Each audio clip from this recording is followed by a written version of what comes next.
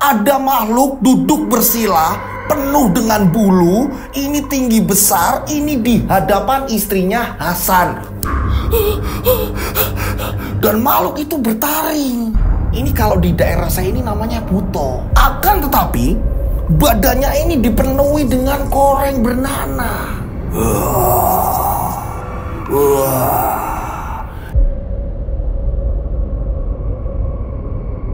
Minum dulu sebelum mulai aktivitas podcast hari ini. Bismillahirrahmanirrahim. Assalamualaikum warahmatullahi wabarakatuh. Kembali lagi bersama saya Rian Agus Widodo di channel Rian Agus Widodo. Apa kabar semuanya? Mudah-mudahan kalian dalam keadaan sehat walafiat. Itulah doa saya setiap hari. Monggo silakan absen. Namanya siapa? Kotanya di mana? Biar saya ini kenal tambah deket. Karena apa? Nanti ada spesial sekali di bulan Ramadan, ya kan? Ini jadi kalian wajib nge-save nomor handphone saya gitu. Nanti bakalan ada informasi-informasi penting mengenai merchandise raw yang terbaru gitu kan ya. Kemarin banyak nanyain, Mas nanti menjelang Lebaran ini bakalan ada merchandise baru nggak Mas? Nah ini makanya kalian save nomor WA saya yang belum nge-save, kalian bisa langsung save. Nah ini nomornya 0858 704 33333 6 3-nya 4 kali. Saya ulang 0858 704 33333 6 3-nya 4 kali. Oke? Nah, seperti biasa dikasih nama dan nama kota kalian gitu. Nggak cuma merchandise gitu kan ya. Nanti ada info-info penting nih gitu. Misalkan kayak tayangan, misalkan kita nanti bisa ketemu ketika saya ini ada di mana gitu. Karena tahun kemarin udah terjadi seperti itu. Ketika saya datang ke Bali, ketemu sama teman-teman di Bali, di Boyolali, di Jogja gitu kan ya. Ini mudah-mudahan kita bisa menjalin silaturahmi, oke? Nah, pastikan semuanya udah absen, namanya siapa, kotanya di mana biar saya kenal tambah deket sama kalian, oke? Udah? Pastikan semuanya udah, oke? Nah, di cerita kali ini kiriman dari subscriber ini nunggu ngantri lama juga. Kejadian ini sudah lumayan lama sekali, kisaran tahun 65, 60-an lah kurang lebih ya, itu di tahun itu. Ini kejadiannya ya kan, jadi ada seorang yang melakoni ilmu hitam demi mempertahankan martabatnya. Ia menggasak harta-harta benda perhiasan segala macam ini milik warga. Dan aksinya ini gak pernah diketahui. Karena ia berubah menjadi hewan-hewan buas. Ketika warga ini tahu, ketika warga ini ngejar segala macam, warga kehilangan jejak. Dia sudah berubah menjadi hewan-hewan buas yang ia lakoni. Akan tetapi akhirnya naas. Dia mencuri di tempat yang salah. Dia merampok di rumah markasnya para dukun. Tak perlu lama-lama lagi, kita langsung saja menuju ke ceritanya.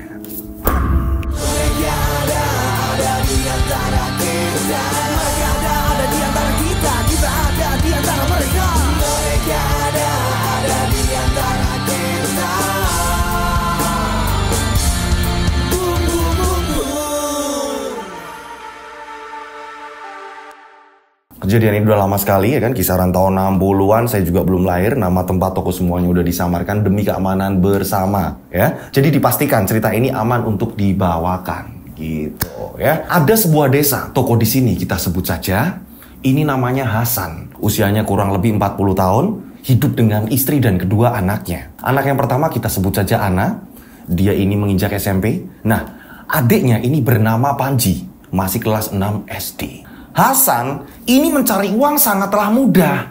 Hanya tinggal membentak-bentak orang. Loh, kerjaan bentak-bentak orang dapat duit. Kerjaan apa itu? Hasan adalah seorang mandor. Dia dipercaya seorang juragan. Kita sebut saja juragan di kampung itu namanya Durno. Juragan Durno ini mempunyai perkebunan luas. Dan Hasan ini dipercaya juragan Durno untuk mengawasi para pegawainya yang kerja di situ. Jadi Hasan ini bisa dikatakan orang yang sangat sombong sekali. Karena menurut Hasan, ya, perekonomian para pegawai-pegawai itu ini masih jauh di bawah Hasan. Jadi Hasan ini hidup semena-mena.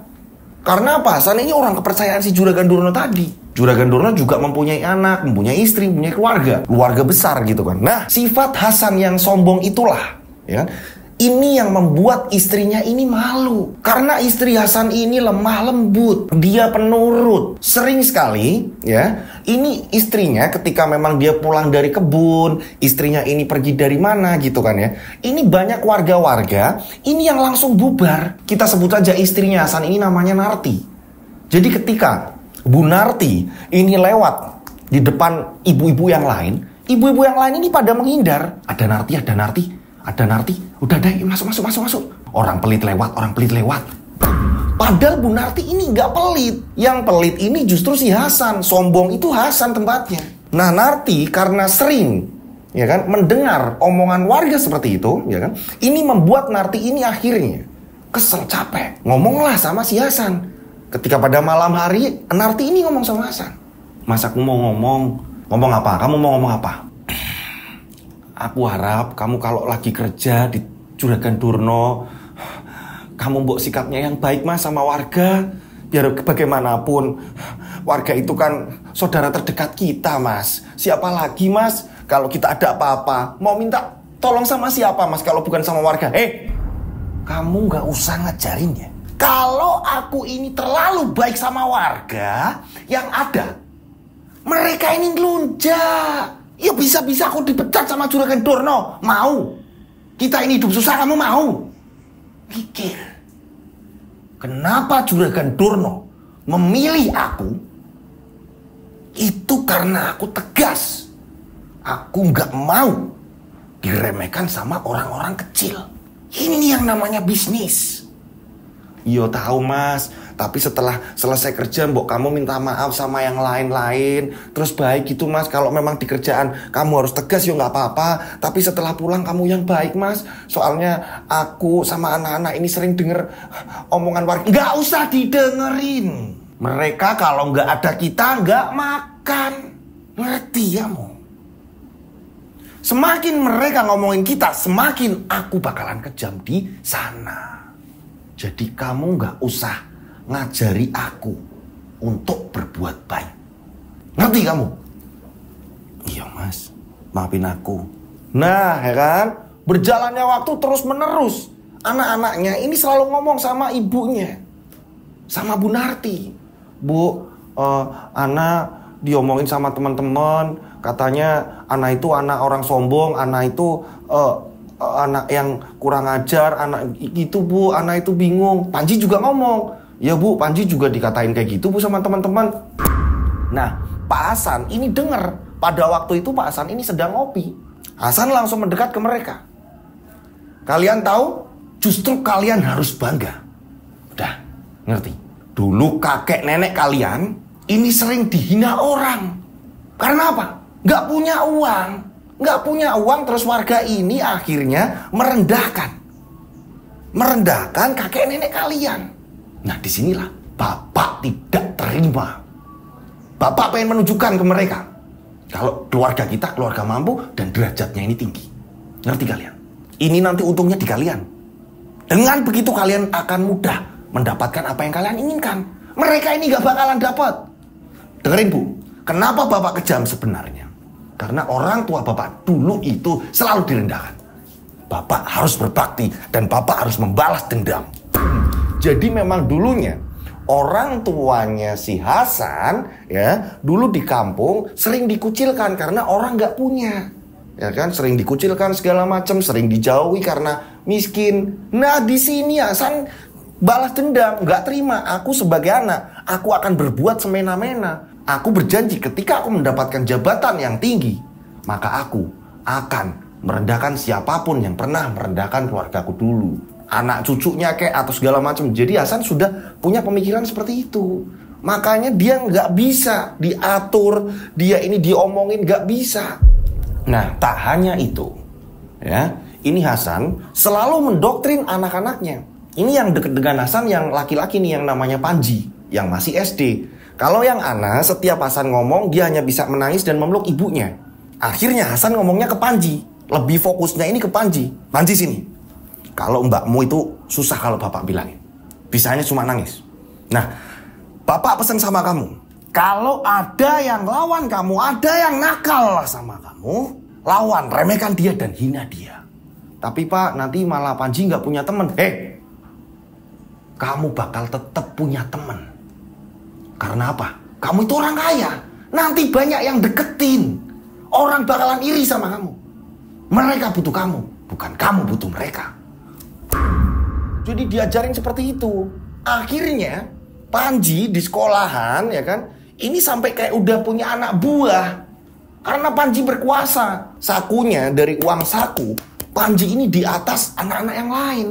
Panji tinggal merintah. Pukulin dia, dia udah ngina aku, pukulin dia. Jadi sering berantem seperti itu. Panji tinggal tunjuk teman-temannya, disuruh mukulin orang yang sudah menghina Panji, orang yang sudah nakalin Panji, terus-menerus seperti itu. Hingga pada suatu ketika ada anak, ya kan, kita sebut saja namanya Fikri. Fikri ini cacat. Tangannya, ya kan, ini susah digerakkan yang sebelah kiri. Nah, Panji, ya, ini membuli Fikri. Membuli Fikri, orang cacat, ngapain sekolah? Kamu kan gak punya uang, Panji seperti itu sama si Fikri. Karena udah didoktrin sama bapaknya, disuruh kurang ajar sama siapapun. Fikri ini nangis. Setelah nangis malah justru Hasan mukul Fikri. Pulang sekolah ini guru jadi gak lihat. Guru gak tahu. Fikri ngomong sama bapaknya. Malam-malam, ya kan, udah selesai semua pekerjaan, ini kurang lebih habis isya. Bapaknya Fikri ini datang. Assalamualaikum. Dibukainlah sama Bu Narti. Cekrek. Bapaknya Fikri, ada apa ya Pak? Silakan duduk. Bu, saya mau ngomong Bu.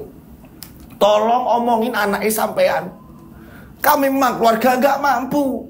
Untung saya bisa nyekolahin si Fikri sebisa-bisa saya. Tapi mbok jangan merendahkan anak saya. Memang anak saya ada kekurangan. Tapi tolong Bu, anaknya Ibu, si Panji tolong diomongin. Loh, si Panji kenapa tuh Pak?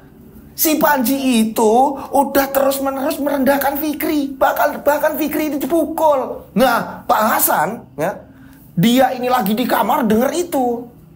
Pak Hasan keluar. Apa? Kok bawa nama-nama anakku itu apa? Ada apa? Maaf Pak. Tolong ngomongin anaknya panjenengan. Anak sampean itu udah terus-menerus menghina anak saya, sehingga anak saya ini udah gak mau lagi sekolah. Dia gak pengen lagi sekolah, malu sama teman-temannya. Sudah sepatutnya seperti itu. Kamu gak usah bela-belain anakmu. Kalau kamu ngelawan, besok pagi kamu udah gak kerja lagi. Makanya Pak, tolong ajarin sopan santun sama anaknya Bapak. Kok kamu malah ngajarin aku? Mulai besok, kamu sudah tidak saya absen lagi. Kamu keluar. Kamu sudah tidak kerja lagi. Saya bakalan ngomong sama Juragan Durna. Kamu sudah tidak kerja. Ngerti? Pak, tolong Pak. Jangan Pak, saya masih butuh pemasukan Pak. Saya mau makan dari mana? Ora iso. Itulah akibat dari melawan Hasan. Ngerti kamu? Akhirnya bapaknya Fikri ini dipecat. Karena apa? Bapaknya Fikri ini juga pegawai di situ. Nah, Hasan ini ngomong sama Juragan Durna bahwa bapaknya Fikri ini dia kayak malas kerja segala macam. Nah, Juragan Durna ini nggak mau dengan orang-orang pemalas. Juragan Durna ngomong, ya udah pecat aja. Semalam sudah saya pecat. Saya cuma laporan panjenengan Pak. Saya cuma laporan sama Juragan. Bapaknya Fikri sudah saya pecat. Itulah sifat Hasan. Parah. Kok ada orang yang seperti itu? Gara-gara cuma dulunya bapak ibunya ini pernah direndahkan segala macam. Nah, dia balas dendamnya kok seperti itu. Bukannya gimana caranya menjadi anak yang baik, menjunjung nama ibu bapaknya lagi agar derajatnya naik dengan cara yang baik. Ini enggak, malah seperti itu. Nah, hingga pada akhirnya orang-orang kampung ini pada takut, malas berurusan dengan si Hasan. Si Panji juga tambah semena-mena. Seorang bocah SD ini semena-mena. Nakalnya udah gak karuan. Ketika dia punya sepeda ataupun dia punya barang-barang yang berharga, ia selalu pamer-pamerkan kepada warga. Nah, Panji juga punya anak buah yang boleh meminjam sepedanya Panji, hanya anak-anak buahnya Panji, yang selalu diperalat sama Panji, disuruh mukulin teman-teman Panji, disuruh mukulin teman-teman yang melawan Panji. Ya kan, berjalannya waktu hingga pada akhirnya Panji masuk SMP. Di SMP tambah semena-mena lagi. Teman-teman baru lagi segala macam, diremehkan semuanya sama Panji. Gak ada yang berani sama Panji. Ketika Panji ke rumah, ini bapaknya ini ngomong, nah baru itu anak bapak. Jangan pernah takut. Siapapun lawan. Remehkan. Injak. Nah, disinilah nih semua keadaan berubah drastis. Pada suatu ketika saat Hasan ini sedang ngontrol di perkebunan, Hasan lagi semena-mena nyuruh sana, nyuruh sini, nyuruh sana, nyuruh sini, nyuruh sana, nyuruh sini, ya kan? Tiba-tiba Hasan mendengar ada seorang karyawan Juragan Durna tiba-tiba lari menemui Hasan. Pak Hasan, saya mau kasih kabar. Kabar apa? Ada apa? Kok kamu gugup seperti itu? Ada apa? Juragan Durna kenapa? Juragan Durna meninggal terkena serangan jantung. Apa? Juragan Durna, juragannya Hasan, ya kan? Ini meninggal dunia terkena serangan jantung karena usianya ini sudah hampir 70 tahun. Nah, mempunyai anak yang seusianya dengan Hasan. Nah, anaknya kita sebut saja namanya Kunto. Nah, pada saat itu, ya kan, Hasan ini panik. Aduh, juraganku meninggal. Ini jangan sampai semua ini akhirnya diambil alih sama Kunto. Kunto ini seumuran Hasan. Nah, Kunto berbeda jauh sifatnya dengan bapaknya. Kunto lebih lembut, Kunto lebih baik. Nah, disinilah setelah pemakaman semua selesai, Hasan ini panik. Aduh, ini pasti diambil alih oleh Kunto. Ini pasti diambil oleh Kuntonya. Aduh, berat nih. Ternyata emang bener. Setelah prosesi pemakaman segala macam, warga-warga mulai kayak lega. Ini pasti nanti yang ambil alih Mas Kunto. Nanti kalau udah diambil alih sama Mas Kunto, kita semua warga tenang. Iya bener. Gak bakalan Hasan ini dikasih lah. Hasan ini kan dia juga sama karyawan, cuma beda pangkat aja sama kita. Nah, akhirnya pengumuman lah, ya kan, bahwa semua aset segala macam sudah diambil alih oleh Kunto. Jadi Kunto sebagai anak Juragan Durna, ya kan, ini yang memerintah. 1 minggu setelah pemakaman bapaknya, Kunto mengumumkan ke orang-orang, sekarang saya memimpin di sini, ya. Saya harap kalian kalau ada keluh kesah apapun sampaikan kepada saya. Saya beda dengan bapak saya. Ingat, jangan samakan saya dengan bapak saya. Memang bapak saya ini keras. Karena dulunya memang dia dididik seperti itu. Akan tetapi saya tahu perasaan kalian bagaimana. Iya Pak Kunto. Saya malah senang kerja sama Pak Kunto. Iya Pak Kunto. Pada ngomong seperti itu. Nah, pada saat itu Kunto pun ngomong sama Hasan. Hasan, nanti saya mau ngomong sama kamu. Oh, iya Mas Kunto. Nah, pada saat itu akhirnya Hasan pun dipanggil kan. Hasan dipanggil, Kunto pun ngomong. Hasan, saya minta kamu yang baik, kamu yang lembut. Kamu memang mandor di sini. Kamu jagain orang-orang kerja. Tapi jangan sampai saya mendengar keluh kesah warga gara-gara kamu. Saya pengen mereka ini sejahtera. Sekarang yang ambil alih saya. Bapak ini kan sudah tidak ada. Memang Bapak selalu berlawanan dengan saya. Jadi saya harap pesan saya itu diperhatikan. Iya Mas Kunto, nanti saya akan sesuai dengan apa perintah Mas Kunto. Akan tetapi di sini Hasan ini bingung nih. Ini kalau aku tiba-tiba lembut terus mereka pada ngelunjak atau gimana? Berat nih. Akhirnya Hasan sering disepelekan nih. Semua warga tolong kerjanya yang bener ya. Kita ini udah bener, kamu aja yang gak bener. Warga mulai berani ngomong. Tolong ya, omongannya dijaga. Jangan seperti itu. Apalagi Mas Hasan. Mas Hasan boleh protes ketika kami ini pekerjaannya ini ngasal. Wong kami bener kok. Iya. Tapi ingat, yang bener ya, tolong ngertiin saya. Nah, warga karena udah tenang, ya kan, bekerja tidak tertekan. Semua warga seneng. Disinilah martabat Hasan mulai runtuh. Hasan ini kalau lewat kampung, ini warga-warga yang habis bekerja malamnya atau apa segala macam gitu kan ya. Warga-warga ini langsung ngomongin, Mas Hasan sini duduk. Kita kalau udah di rumah sama jabatan nih, sama-sama bapak-bapak kepala rumah tangga udah. Sini duduk gabung. Malu main sama orang-orang miskin kayak kita. Ya, nanti saya mampir. Saya ada keperluan. Keperluan apa? Orang kerjanya pagi sampai sore kok. Malamnya nggak ada lah. Hasan udah mulai kebingungan. Aduh, berat nih. Mulai runtuh nih. Orang yang biasanya ini ketika ketemu Hasan ini pada ketakutan, sekarang enggak. Santai-santai aja. Semenjak semua diambil alih oleh Kunto.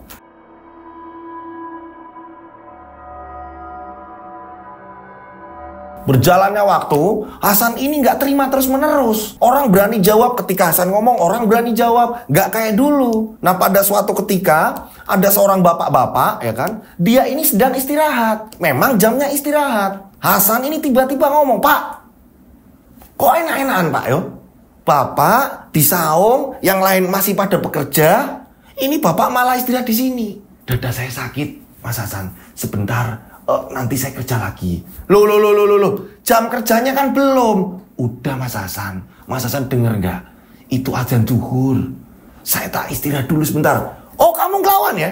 Kamu ngelawan sama saya ya?" Tiba-tiba bapak itu dipukul. Bapak itu dipukul, bapak itu pingsan. Nah, warga ini langsung mengerumun. "Apa kalian? Mau kayak bapak-bapak ini?" "Mas Hasan, sampean ini jangan sesuka hati. Sekarang sudah diambil alih sama Pak Kunto. Jadi kalau ada apa-apa, kita semua bakalan lapor sama Pak Kunto." "Tolong jangan. Iya, maafin saya. Nggak bisa. Kita harus laporan." Ternyata pada saat itu, ini sudah ada yang lari langsung ketemu Pak Kunto. Pak Kunto pun datang.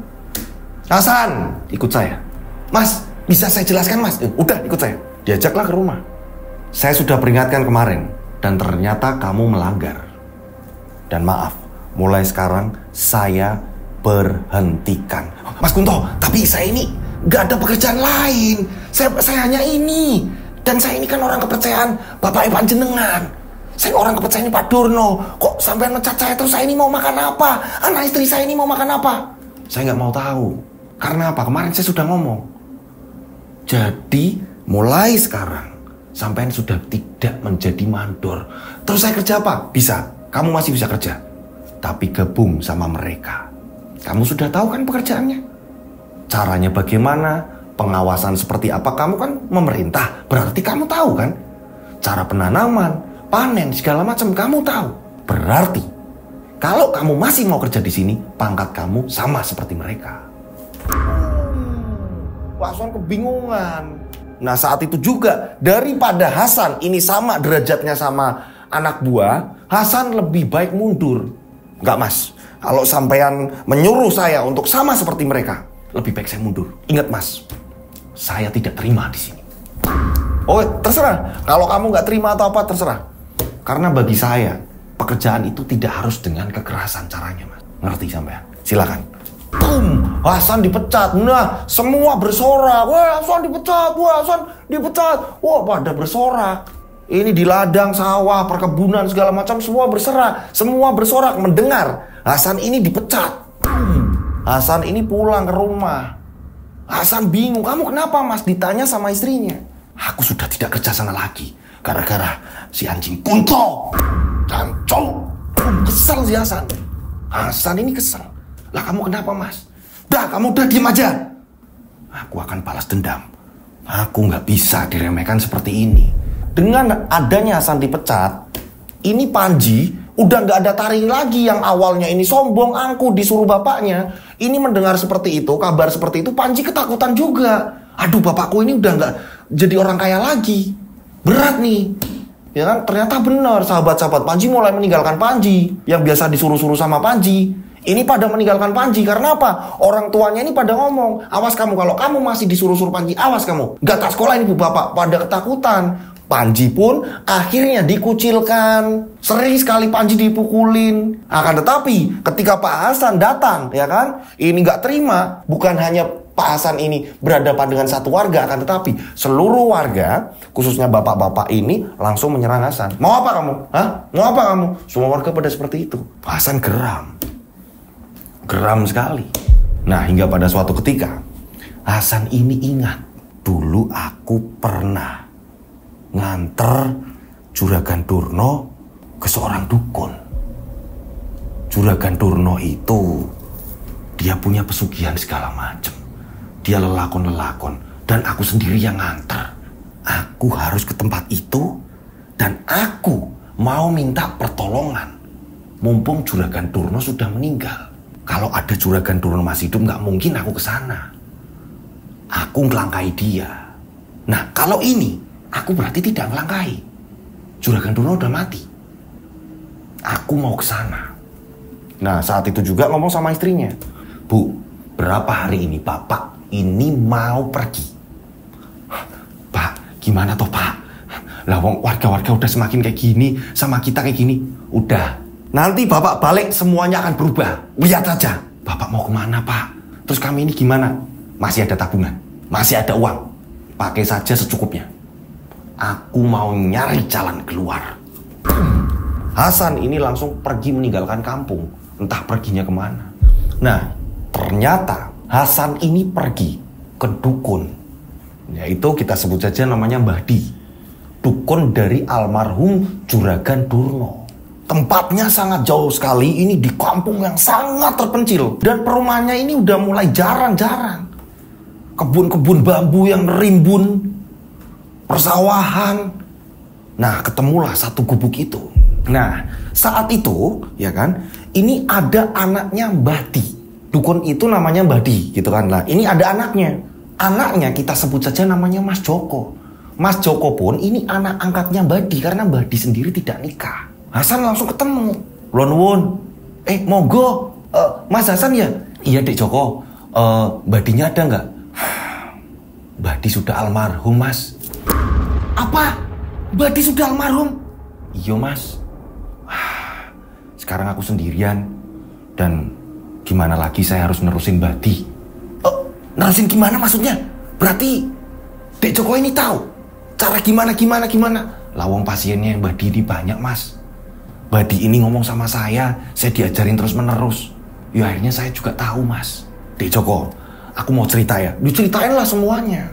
Bahwa Juragan Durno udah meninggal. Sekarang aku dipecat. Gara-gara sekarang yang ambil alih kekuasaan ini di tangannya anaknya almarhum Juragan Durno, yaitu Mas Kunto. Ini diceritain semuanya. Warga-warga semakin berani sama saya.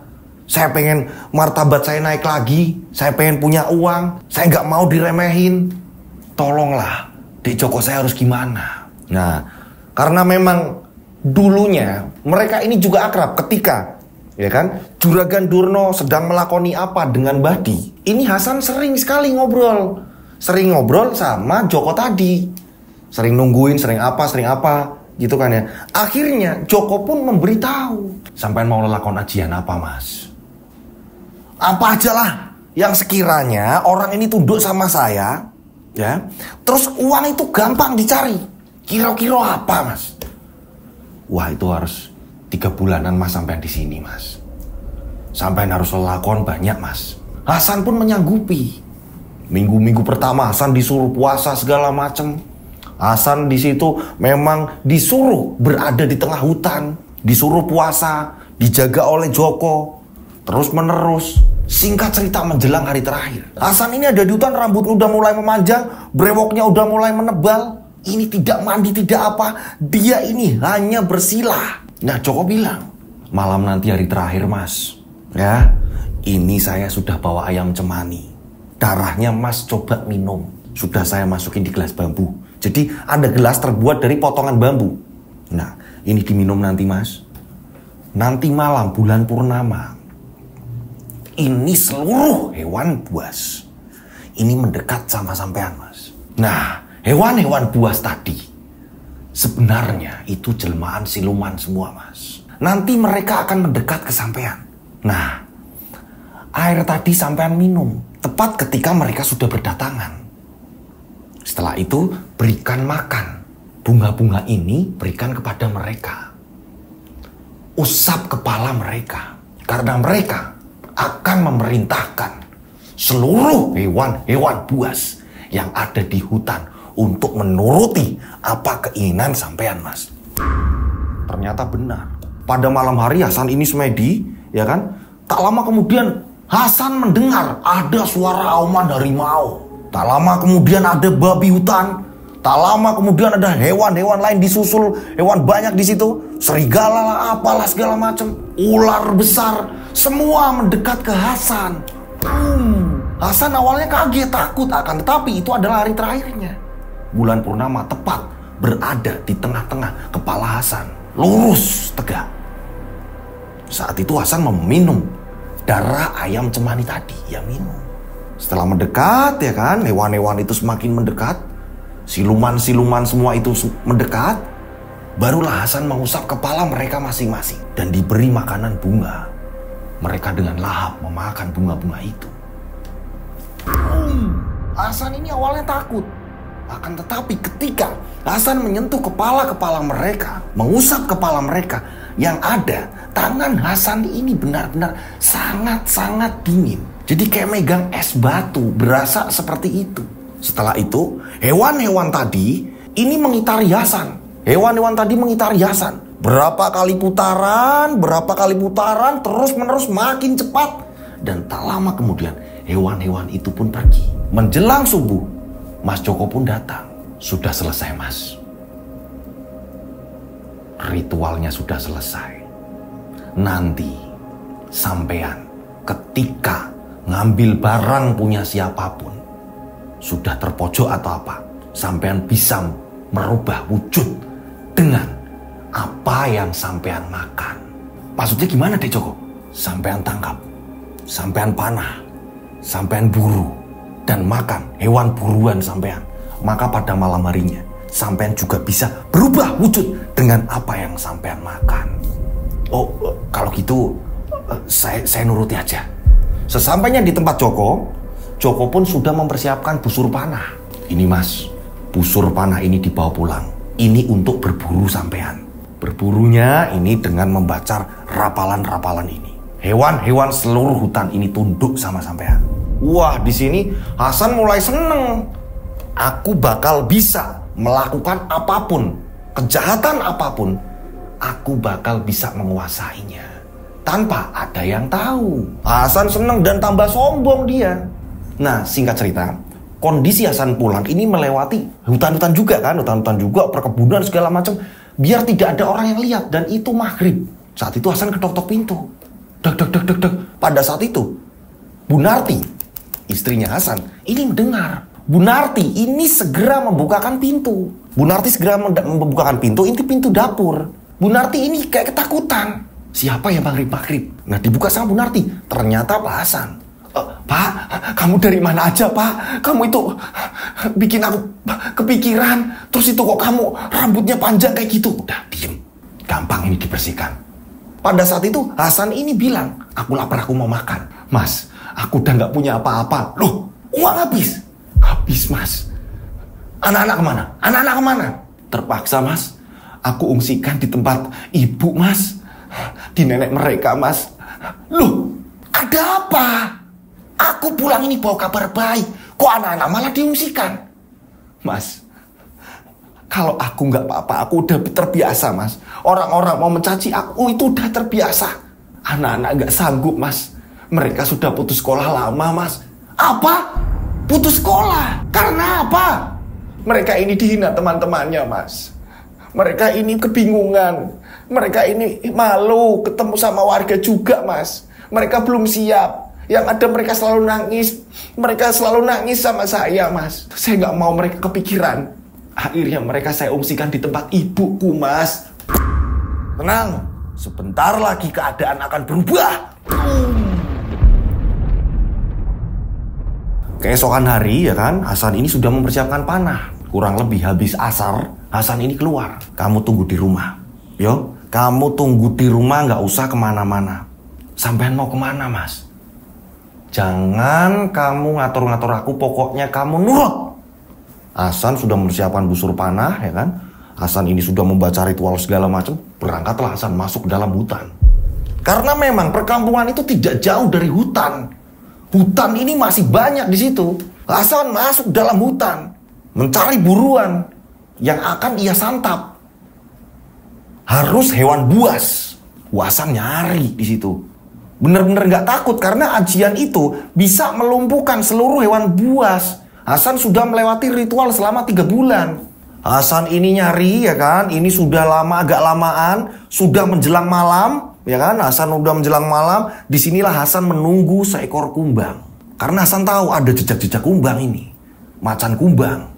Nah tak lama kemudian ternyata benar. Hasan melihat ada kumbang lewat ya kan. Dia ini malah justru ketakutan adanya Hasan. Kumbang itu bukannya malah menyerang, malah dia ini takut. Dan dia ini gak lari. Dengan mudah Hasan ini langsung membidik kumbang tersebut. Cas, dengan busur panahnya ia lepas. Dang! Mengenai mata kumbang itu, curah. Kumbang langsung sekarat. Hasan langsung membawa kumbang itu dengan tertawa.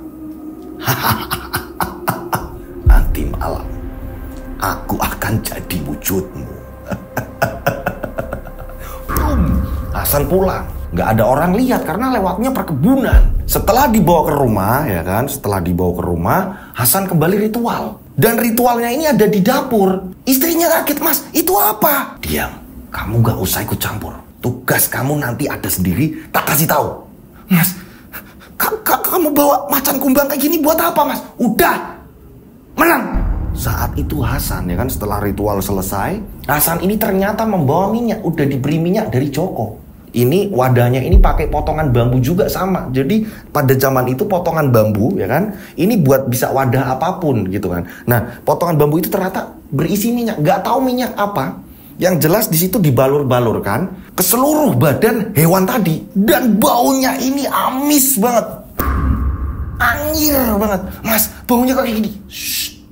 Saat itu Hasan hanya tertawa dan mulai memakan bagian kaki hewan tersebut. Ia potong-potong menggunakan golok. Mas, kamu makan mentah-mentah kayak gitu, Mas. Sampai mulutnya Hasan ini berlumuran darah. Dimakan habis, ya kan? Setelah itu tinggal sisa tulang-tulang. Nah, tulang-tulang tadi, ya kan, ini dipotong-potong sama Hasan. Krak, krak, krak, krak, krak. Ini tulang-tulang hewan tadi menjadi potongan kecil-kecil. Dikumpulkan sama Hasan. Hasan ini ternyata sudah membawa kemenyan. Nah, tempatnya kemenyan ini terbuat dari tanah liat. Hasan ini ngomong sama istrinya. Sini, dekat. Pak, kamu ini lakon apa? Udah, kamu nurut. Kemenyan ini nanti malam kamu bakar. Yo, kamu bakar dan serpihan tulang-tulang ini yang sudah aku potong-potong, taburkan, bakar sekalian. Jangan sampai api ini mati. Dan satu lagi, nanti kamu akan bertemu dengan wujud yang sangat mengerikan, tapi jangan takut. Karena itu yang menjaga aku ketika aku di luar sana mencari sesuatu. Paham kamu? Yang penting api ini jangan sampai mati. Kemenyan ini harus tetap terus menyala. Dan pembakarannya ini menggunakan tulang tadi. Ngerti kamu, Pak? Dicampurkan. Pak, ibu gak mau, Pak, yang aneh-aneh kayak gitu, Pak. Ibu takut. Kok malah ditakut-takutin nanti ada makhluk apa-apa.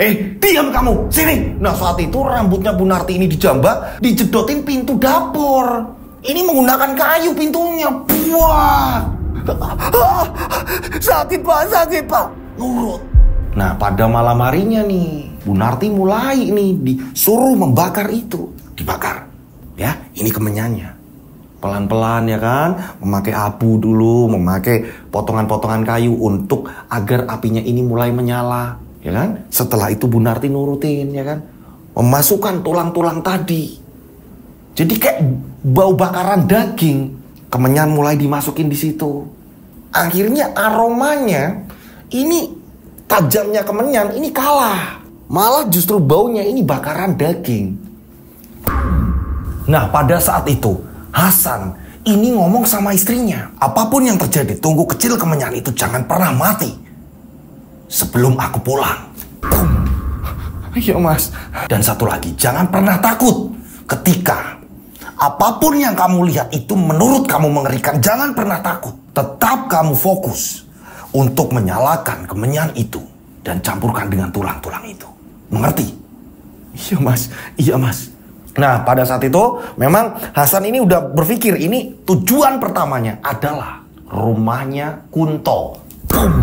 Anak dari Juragan Durno. Karena apa? Di sini Hasan sudah sangat paham sekali di mana letak-letak brankas, di mana letak-letak perhiasan, di mana letak-letak uang. Hasan sudah sangat paham sekali karena Hasan dulu pernah bekerja di situ. Hasan sudah bersiap, ya kan? Sudah mulai tengah malam Hasan pun keluar dari rumah. Dan memang pada saat itu, ya kan, ini benar-benar kondisi ini langsung senyap. Hasan dengan mudah berlenggang melewati rumah-rumah penduduk dan tak ada satupun orang yang keluar rumah. Hasan berlenggang jalan seperti biasa, terus menerus sampai akhirnya Ketika sudah berjalan panjang, ketemulah rumah mewah itu adalah rumah dari Kunto, anak dari Juragan Durno.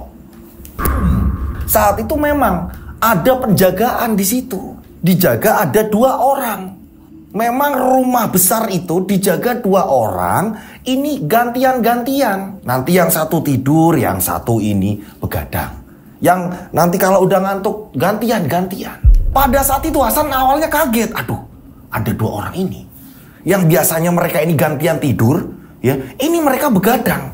Mereka ini sambil ngopi, mereka ini bercanda. Aduh, nah, mereka lihat aku nggak ya? Mereka lihat aku nggak ya? Lewat terus. Tiba-tiba Hasan mendengar ada suara itu. Lewat terus. Siapa? Suara siapa? Kok aku disuruh lewat terus? Hasan akhirnya memberanikan diri. Hasan ini jalan. Hasan jalan tepat di depan mereka, hanya berjarak 3 meter. Mereka ini tidak bisa melihat Hasan. Akan tetapi Hasan ini melihat mereka. Dan mereka berdua tiba-tiba ini saling ngomong. Kamu kerasa nggak? Kalau tiba-tiba ada angin hangat, ini ke tubuh kita. Kamu ngerasain nggak? Anginnya ini hangat. Malah sedikit panas. Iya, aku juga ngerasain.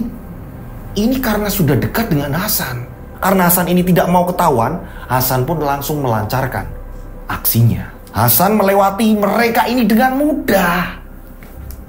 Karena mereka ini manusia biasa. Mereka nggak bisa melihat Hasan ada di situ. Hasan tenang. Oh, mereka tidak tahu berarti. Nah, ini dengan mudah pintu ini dibuka dengan Hasan. Karena mereka ada di teras, pintu ini dibuka. Cekrek.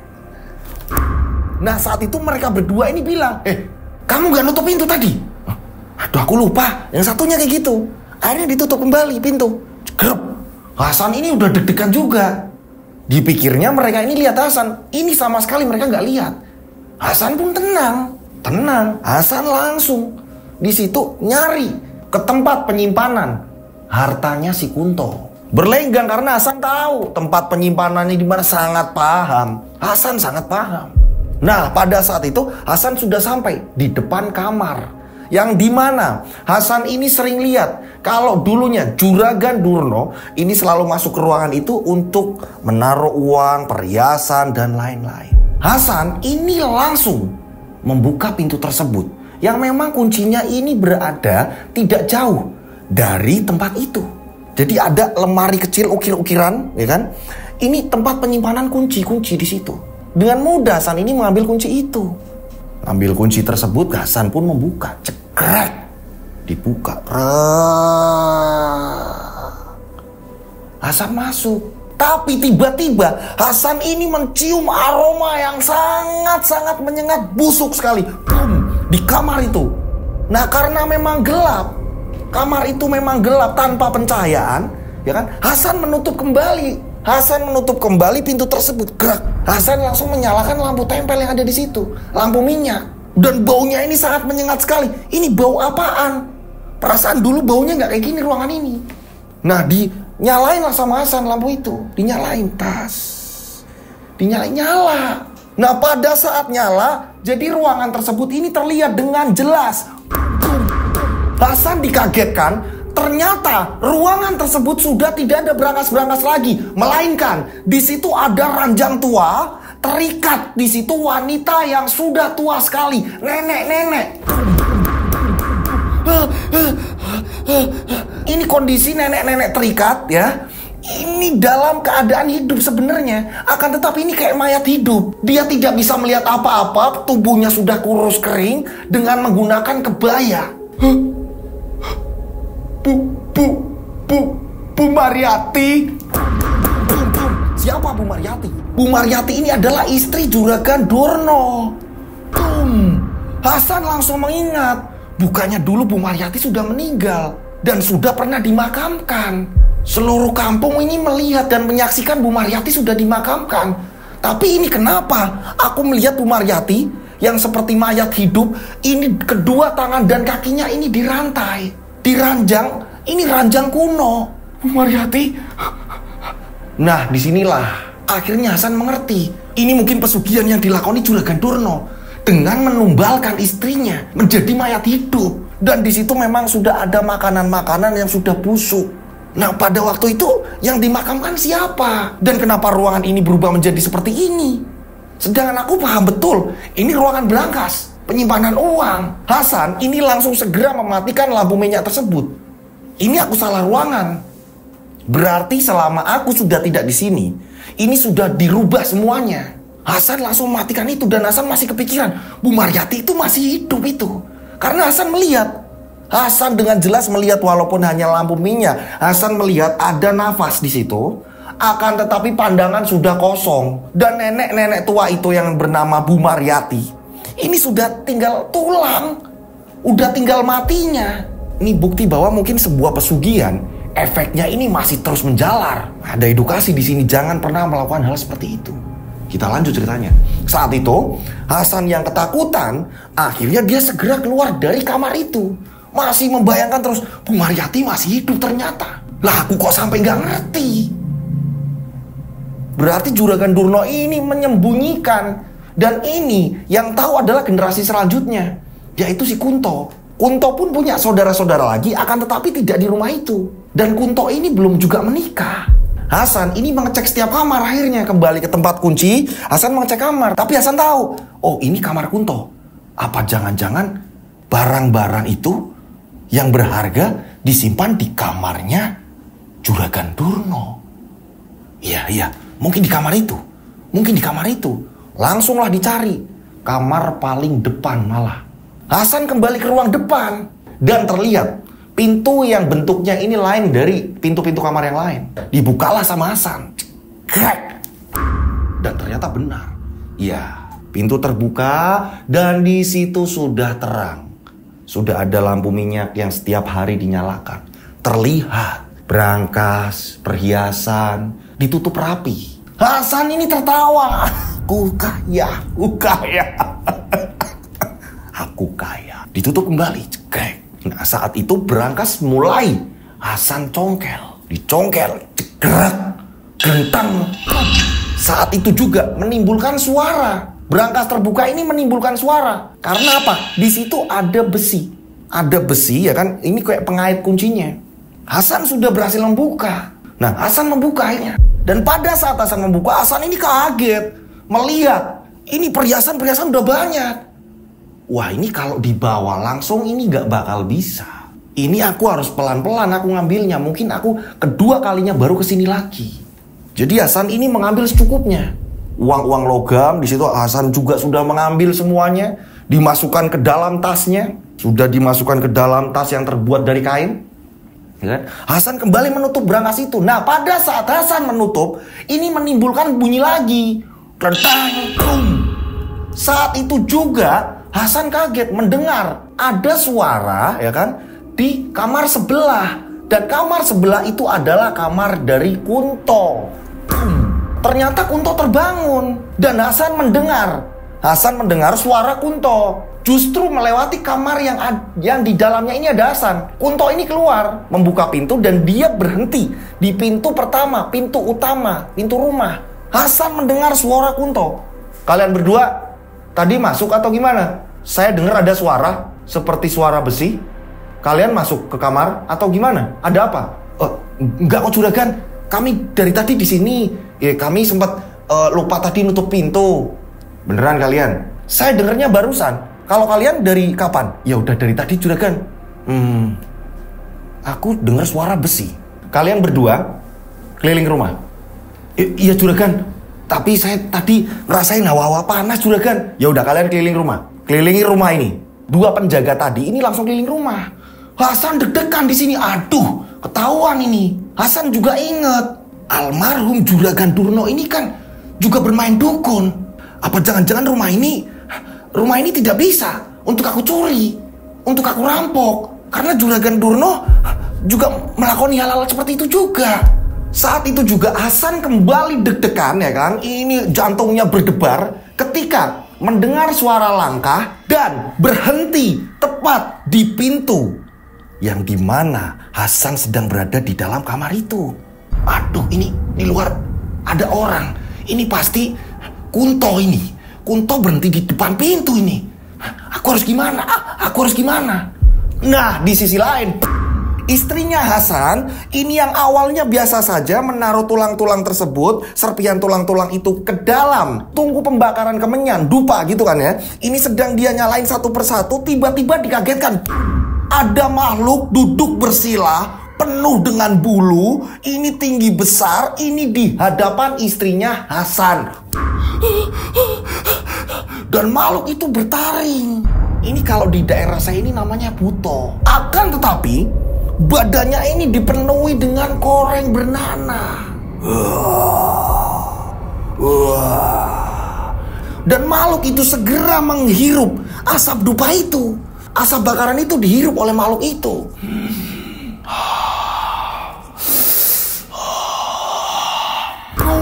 Saat itu juga Narti yang ketakutan ingat pesan dari Hasan. Apapun yang terjadi kamu jangan takut. Kalau kamu sampai takut, sampai kamu berhenti membakar dupa itu, maka aku dalam bahaya. Narti ingat pesan itu. Akhirnya Narti menundukkan kepalanya, tidak berani menadahkan kepala, melihat makhluk itu tidak berani. Dia menunduk dan sambil mengambil meraba-raba, sambil meraba-raba tulang itu. Karena dia ini takut. Dia sampai memejamkan mata, meraba-raba, diambil lagi, dia masukin lagi terus menerus ke dalam tungku pembakaran dupa kemenyan itu. Terus menerus. Makhluk itu seperti lapar, melahap, wewangian, asap yang mengepul yang berasal dari pembakaran tersebut, pembakaran dupa menyan. Nah, ini makhluk dari siapa? Dan apa yang terjadi dengan Hasan di sana? Berhasilkah Hasan ini selamat? Karena di mana Hasan sudah mendengar ada langkah kaki berdiri di depan pintu kamar, di mana yang di dalam kamar itu adalah Hasan. Berhasilkah Hasan selamat? Dan Hasan mengingat kalau rumah itu juga dulunya penghuninya percaya dengan dukun. Dan dukunnya ini juga dukun yang Hasan kenal. Akankah Hasan selamat? Atau langsung ketahuan di situ? Ya kan, bagaimana nasib istrinya di rumah yang dimana saat itu di depannya ini ada makhluk yang besar duduk bersila dan badannya ini penuh koreng. Saksikan di part selanjutnya. Ini sangat mengerikan. Saksikan di part selanjutnya karena ini cerita bener-bener sangat mengerikan. Saksikan di part 2-nya. Ya gitu. Ini kebetulan sekali ya, akhir-akhir ini dapat cerita yang panjang dan mengerikan. Gitu ya. Saksikan di part selanjutnya. Pokoknya kalian harus nonton, wajib nonton keseruan cerita ini. Nah, itulah tadi ya part 1 yang sudah saya ceritakan, kiriman dari seseorang, dari subscriber juga. Ini saya mengucapkan terima kasih buat pengirim cerita, ya kan. Ini ceritanya sangat ngeri sekali, sangat epic sekali, sangat horor sekali. Ya kan, mohon maaf kalau ada salah-salah kata. Saya sesuai menghafal dengan kiriman-kiriman itu, ya kan. Dan buat teman-teman yang punya pengalaman misteri, punya pengalaman yang dimana kalian merasakan sendiri, atau mungkin cerita dari teman, atau mungkin cerita dari saudara, ini sangat berguna untuk pengetahuan kita soal misteri-misteri yang selama ini belum terungkap, gitu kan. Kalian bisa mengirimkan cerita kalian ini ke DM Instagram saya atau nomor WA saya. Caranya ngirim seperti ini. Ditulis per paragraf. Nama yang mau disamarkan mana jelas. Ya, yang tidak disamarkan dikasih tahu, Mas ini nggak usah disamarkan, nggak apa-apa, aman kok, jelas dikasih tahu, dikirimnya per paragraf atau per kalimat gitu ya. Nah, ini konfliknya seperti apa, ditulis juga dengan jelas gitu, ditulis dengan jelas, dikirim per paragraf atau per kalimat. Horornya seperti apa, penampakan-penampakan yang kalian lihat atau yang kalian dapatkan ini seperti apa, ditulis jelasnya bagaimana. Gitu kan ya. Terus penanggulangannya seperti apa, cerita endingnya seperti apa, jelas, rapi gitu. Jadi ini akan mempermudah saya menghafal, akan mempermudah cerita ini cepat tayang juga gitu. Karena banyak cerita-cerita yang numpuk, ini dihafal susah karena titik koma sudah tidak jelas, ya kan? Dikirimnya tidak paragraf atau per kalimat, saya menghafalnya susah dengan tim gitu. Takutnya salah dalam menyampaikan. Gitu ya. Oke. Nah, kirimnya kemana? Kalian bisa kirim ke DM Instagram saya @dodosinjo. Sekali lagi, ini Instagram saya @dodosinjo. Kalian bisa langsung follow, nanti kasih tahu di DM, Mas saya udah follow, nanti saya langsung follow back. Gitu. Kalian bisa ngetik di situ cerita kalian.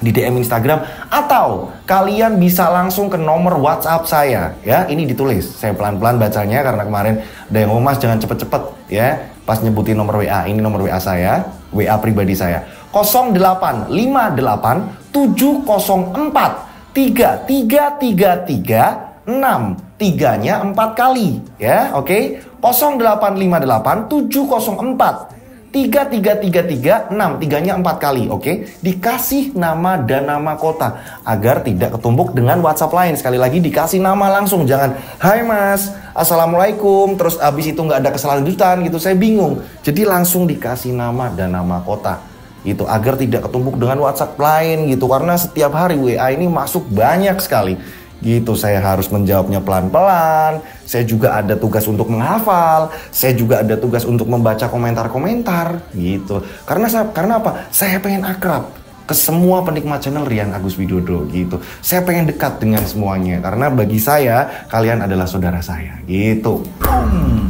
Nah, dengan begitu kalian juga dapat notifikasi ketika kalian sudah saya masukkan ke dalam grup tayangan-tayangan terbaru dari channel saya gitu ya. Nah, saya berdoa mudah-mudahan penikmat channel Rian Agus Widodo selalu dilindungi Allah Subhanahu wa taala. Amin. Dijauhkan dari mara bahaya. Amin. Ya kan? Sehat terus, panjang umur, Amin. sukses selalu, Amin. ya kan? Yang belum mendapatkan jodoh segera didekatkan jodohnya. Amin. Ya kan? Apapun yang terjadi, sekali lagi pesan dari saya, jangan pernah percaya atau melakoni yang namanya pesugihan. Pelakon pesugihan atau apa segala macam itu sangat-sangat mengerikan efek-efek di belakang harinya, di kemudian harinya gitu. Nggak cuma ke kita, tapi dampaknya itu bisa terjadi ke keturunan-keturunan kita atau saudara-saudara terdekat kita. Jadi jangan sampai tergiur dengan yang namanya pesugihan ya. Pesan dari saya. Oke. Akhir kata, saya Rian Agus Widodo mengucapkan wassalamualaikum warahmatullahi wabarakatuh. Mereka ada di antara kita. Mereka ada di antara kita. Subscribe channel Rian Agus Widodo, kisah misteri. Mereka ada di antara kita. Nyalakan lonceng, notif, tinggalkan komen, share. Mereka ada di antara kita. Mereka ada di antara kita. Kita ada di antara mereka. Mereka ada di antara kita. Mereka ada di antara kita. Mereka ada di antara kita. Kita ada di antara mereka. Mereka ada di antara kita.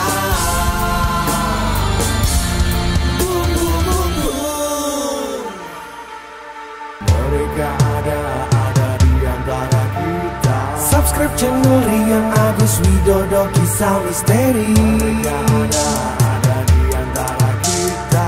Nyalakan lonceng, notif, tinggalkan komen, share. Mereka ada di antara kita.